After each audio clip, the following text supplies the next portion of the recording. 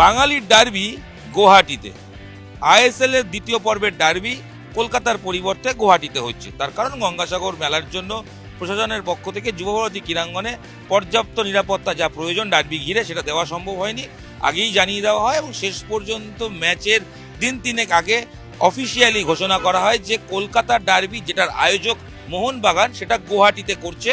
গুয়াহাটিতে match 7:30টায়, বাঙালির ইলিশ চিংড়ির লড়াই, ঘটি বাঙালের লড়াই, ডার্বি গুয়াহাটিতে।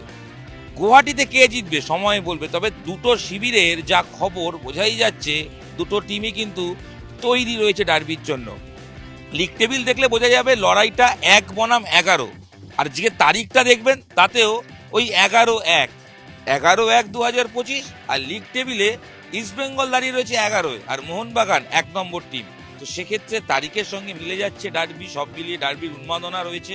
এটা ঠিক, কলকাতায় ডার্বি হলে শহর জুড়ে যে লাল হলুদ সবুজ মেরুন পতাকা দেখা যেত, স্লোগানিং দেখা যেত, পাড়ার মোড়ে আড্ডা হতো, চায়ের থেকে রকে যে গসিপ হতো, তর্ক হতো, বিতর্ক হতো, কিছুই কার্যত নেই। কারণ কলকাতার ডার্বি গুয়াহাটিতে হচ্ছে বলে কলকাতার ফুটবল প্রেমীদের মন অবশ্যই একটু ভারাক্রান্ত।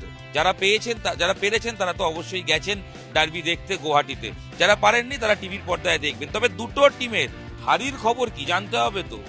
লিগ টেবিলে তো বলে দিলাম 11 বনাম 1 লড়াই, কিন্তু দুটো টিমের হারির কে খেলবে, এক্সক্লুসিভ কি খবর আছে, সেই জন্যই ভিডিও যেখানে আমি ইরন আপনাদের সঙ্গে রয়েছি সেটা অবশ্যই শেয়ার করব, দুটো টিমের শিবিরের খবর দেব। শুরুতেই বলি আইএসএল ডার্বি মানেই মোহনবাগান, সবুজ বেরুন রং। এখনো পর্যন্ত 9 বার ডার্বি খেলা হয়েছে, তার মধ্যে 8 বার মোহনবাগান জিতেছে, 1 বার মাত্র ড্র হয়েছে। 2-2 ম্যাচের রেজাল্ট হয়েছিল আগের বার ডার্বিতে। তাছাড়া প্রত্যেকবারই মোহনবাগান বাজিমাত করেছে। ইস্টবেঙ্গলের এখনো আইএসএল ডার্বিতে জয়ের জন্য খাতাই খোলা হয়নি। পারবে গুয়াহাটিতে ইস্টবেঙ্গল প্রথমবার আইএসএল এর জয়ের খাতা খুলতে? কোচ অস্কার বুজো তিনি জানেন তার টিমে একাধিক সমস্যা রয়েছে, চোট আঘাত রয়েছে। তিনি যখন চলতি মরশুমে দায়িত্ব নেন তখন দেখা যায় তিনি প্রথম ম্যাচ ছিল তার ডার্বি, সেই ম্যাচে 0-2 গোলে তিনি হেরে যান। তারপর থেকে টিমটাকে তিনি তৈরি করেন, টিমটা আস্তে আস্তে ছন্দ ফিরতে শুরু করে, ভালোই পারফর্ম করছিল। আচমকা একাধিক চোট ইস্টবেঙ্গলকে আবার খাদের কিনারায় নিয়ে চলে গেছে। ইস্টবেঙ্গলের যা পারফরমেন্স তাতে ইস্টবেঙ্গল যেটা লাস্ট ম্যাচেও জিততে পারেনি, 2 গোলে পিছিয়ে পড়ার পর 2-2 গোলে ড্র করে।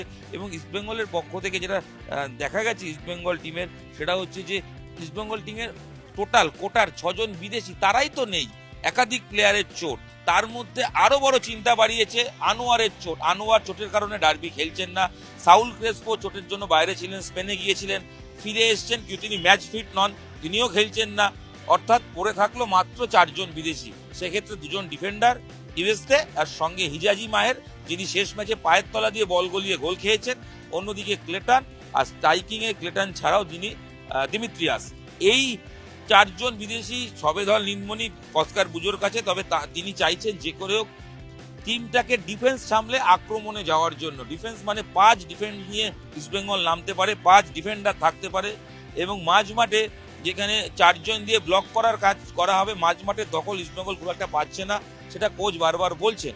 তাই মাঝ মাঠ এবং ডিফেন্স সামলে প্রয়োজনে কাউন্টার অ্যাটাকে গিয়ে গোল করার এই মানসিকতা নিয়েই অস্কার বুজো নামতে চান। সেক্ষেত্রে দিমিকে তিনি আপফ্রন্টে রাখতে চান, ক্লেটন একটু পিছিয়ে খেলবেন বলেই খবর। অন্যদিকে জিকসন সিং এবং সৌভিক চক্রবর্তী তারা মাঝ মাঠের দায়িত্ব সামলাবেন। ডিফেন্সে অবশ্যই হিজাজি মাহেররা যেমন থাকছেন, তার সঙ্গে কিন্তু লাল থাকছেন এবং ইউএসতে থাকছেন গোলকিপার গিল। ইস্টবেঙ্গল টিমের যে ট্যাকটিক্স, কোচ বলছেন যে তারা আন্ডারডগ নন, তারা আত্মবিশ্বাসী। এই ম্যাচ অন্যরকম, অবশ্যই 50-50 ম্যাচ, বিশেষজ্ঞরা তাই বলেন।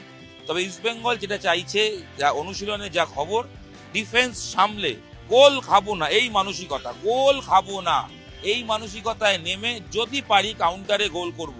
ইস্টবেঙ্গল টিম ম্যানেজমেন্ট মুখে না বললেও যেটা মনে করা হচ্ছে, তারা চাইছেন অন্তত যদি ড্রও করা যায় তাহলেও কিন্তু মর্যাদার ডার্বিতে কার্যত জয়ের সমান। ইস্টবেঙ্গল সেট পিসের ওপর জোর দিচ্ছে, তবে পাশাপাশি গোল করার লোক কোথায় সেই নিয়েও চিন্তা রয়েছে। গোল ডিফেন্স কি করে সামলাবে সেই নিয়েও চিন্তা রয়েছে, কারণ ডিফেন্সের একাধিক ফাঁক ফোকর রয়েছে। বেশ কয়েকটা ম্যাচে দেখা গেছে শেষ ম্যাচগুলোতে ইস্টবেঙ্গল বারবার গোল খাচ্ছে, গোল করলেও শেষ মুহূর্তের গোলে হয় হারতে হচ্ছে, নাহলে ড্র করতে হয়েছে। Hyderabad match, Mumbai city match, সব কিছুতে দেখা গেছে। ইস্টবেঙ্গলের মূলত ফার্স্ট 11-এ যে কজন প্লেয়ার, তাদের মধ্যে একাধিক প্লেয়ারের চোট, লাকড়ার চোট রয়েছে, রাকিবের চোট রয়েছে। আনোয়ার নেই বলেছি, সাউল ক্রেসপো ফিট নন। তো একাধিক প্লেয়ার না থাকার ফলে ইস্টবেঙ্গল কার্যত দিশেহারা অবস্থা।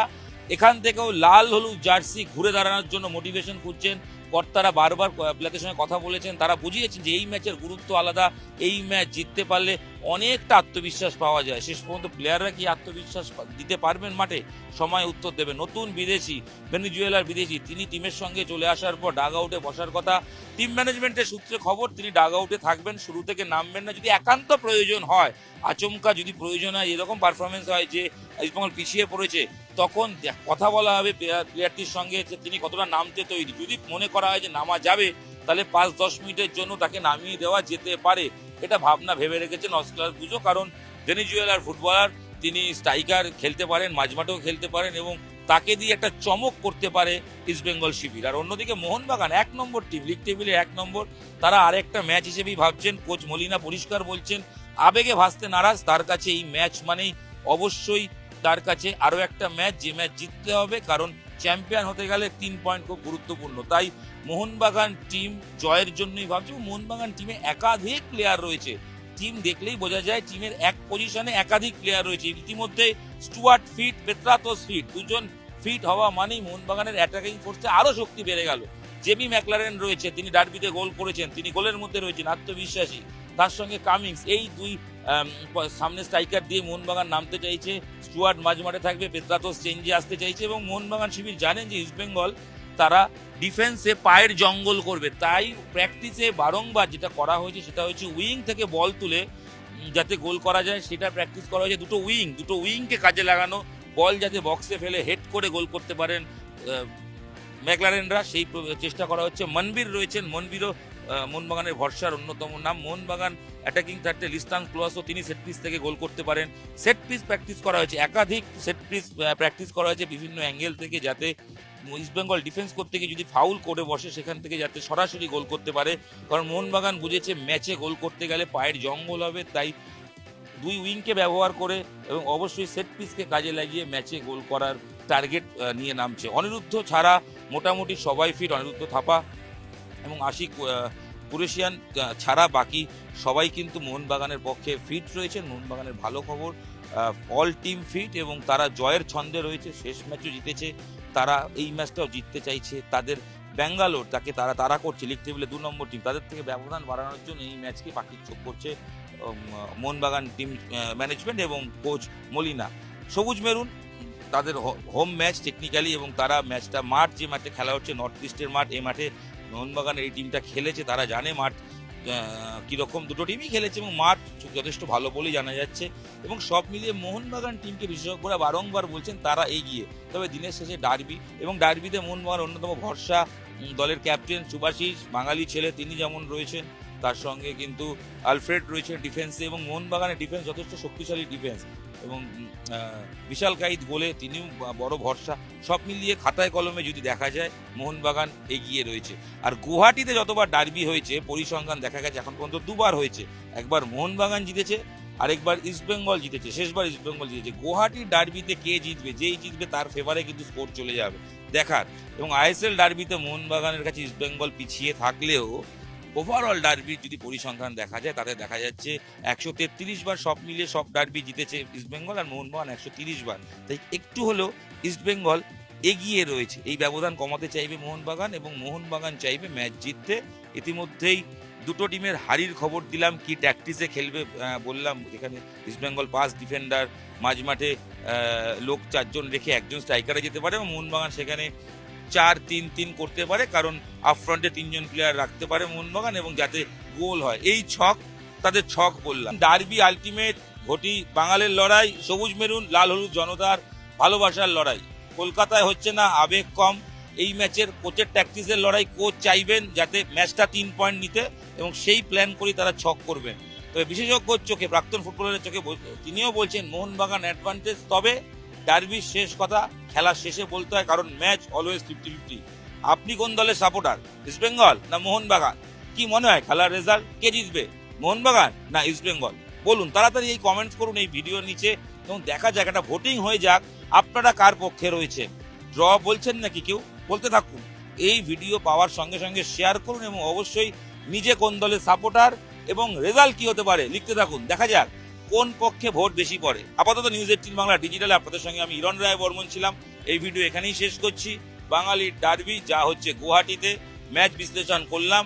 ম্যাচের পরে অবশ্যই খেলার ফলাফল নিয়ে বিশ্লেষণ হবে। ততক্ষণ আপনাদের একটাই কাজ, ভিডিওটাকে প্রচুর শেয়ার করা, আর তার আগে নিজে ইস্টবেঙ্গল না মোহনবাগান সেটা লিখে স্কোর লাইন কি হতে পারে সেটা লিখে দেওয়া। শেষ করছি, ধন্যবাদ। দেখতে থাকুন নিউজ 18 বাংলা ডিজিটাল।